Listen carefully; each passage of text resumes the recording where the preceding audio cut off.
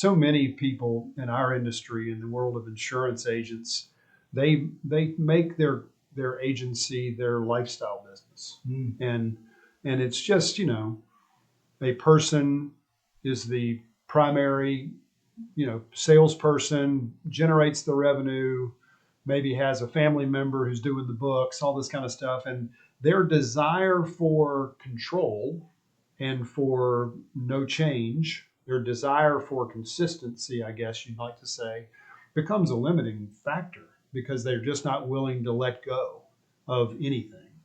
And because of that, it truly, I've talked to people frequently that, hey, we've been in business 30, 35 years and we are X, they're small, they're just still 2 or 3 people, and they liked it that way. And so that's where, to our listeners who are trying to say, how do I scale this thing up?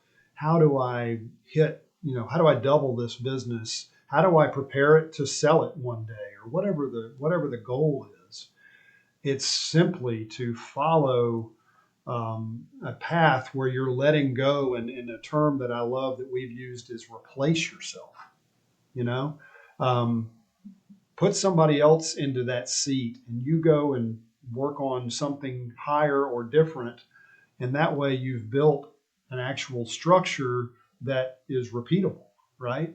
And so that's the big thing. Is I see lifestyle businesses a lot in profession. It could be in any business, really. But I'm sure you see IT consultant firms and support firms that are just a one-person show, right? Yeah. And they love it that way. That's what they want. Yeah. But they're vulnerable as heck because that one customer could fire them, and then they realize they're down 50%.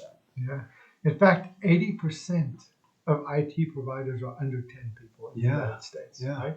And I think it's exactly what you're saying, right? Oh, I know so insurance true. is the same way, Same right? way. There's tons and tons of just really little guys. Tons of them. Right? And we've got 105 people on our staff and 22 shareholders. So we've certainly broadened the ownership bucket as well as the people bucket. And so if you take out the big people in our industry, the Marsh and the Aon and Lockton, the big national worldwide brokers, when you look at privately held firms in a major metropolitan area like Atlanta, there's probably 2 or 3 insurance agencies that are larger than we are today.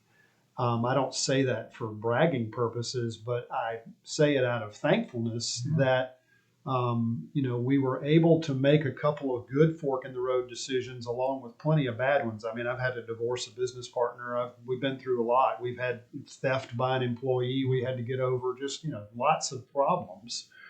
But at the end of the day, 40 years in the rearview mirror, we made more good fork in the road decisions than we did bad. And now, we've got a really good, viable company.